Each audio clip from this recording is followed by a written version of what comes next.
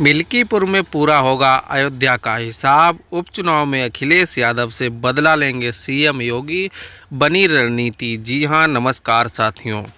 Milkipur BJP के लिए प्रतिष्ठा का सवाल बन गई है। पार्टी के लिए कितनी बड़ी चुनौती है, इसका अंदाज़ा इसी बात से लगा सकते हैं कि सीएम योगी लोकसभा चुनाव के बाद दर्जन भर दौरे कर चुके हैं। इतना ही नहीं, उत्तर प्रदेश की मिल्कीपुर विधानसभा सीट पर उपचुनाव का ऐलान हो गया है, जिसके बाद अयोध्या में एक बार फिर से भारतीय जनता पार्टी और समाजवादी पार्टी के बीच टक्कर देखने को मिलेगी। मिल्कीपुर चुनाव को सपा बीजेपी के बीच अयोध्या की नई जंग के तौर पर देखा भी जा रहा है। भाजपा हर हाल में यहां चुनाव जीतकर लोकसभा चुनाव में मिली हार का बदला चुकाना चाहती है, वहीं सपा भी पीछे नहीं है।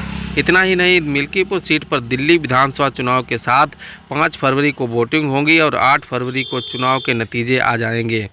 सपा अध्यक्ष अखिलेश यादव ने इस सीट से सांसद अवधेश प्रसाद के बेटे अजीत प्रसाद को उम्मीदवार बनाया है। भले ही बीजेपी अभी कर अपने प्रत्याशी को लेकर फैसला नहीं कर पाई हो, लेकिन भाजपा चुनाव के ऐलान से पहले ही तैयारी में जुटी है। हाल ही में 9 सीटों पर हुए उपचुनाव के बाद बीजेपी का जोश हाई है। वहीं आपको बता दें कि मिल्कीपुर सीट बीजेपी के लिए प्रतिष्ठा का सवाल बन गई है। पार्टी के लिए कितनी बड़ी चुनौती है, इसका अंदाज़ा इसी बात से लगा सकते हैं कि सीएम योगी लोकसभा चुनाव के नतीजे के बाद दर्जन भर से ज़्यादा बार अयोध्या का दौरा कर चुके हैं। इतना ही नहीं, बीते 15 दिनों में ही 3 बार योगी अयोध्या जा चुके हैं। बीते शनिवार को भी सीएम योगी ने पार्टी पदाधिकारियों के साथ बैठक की थी, जिसमें उन्होंने आगे की रणनीति को लेकर चर्चा की और स्थानीय लोगों से भी चर्चा की थी। भाजपा ने मिल्कीपुर चुनाव को जीतने के लिए प्रदेश के 6 मंत्रियों को मैदान में उतार दिया है। पार्टी की ओर से मंत्री सूर्य प्रताप शाही, स्वतंत्र देव सिंह, जेपीएस राठौर, दयाशंकर मिश्र, दयालु मयंकेश्वर शरण सिंह और सतीश शर्मा को चुनाव में जीत की जिम्मेदारी दी है।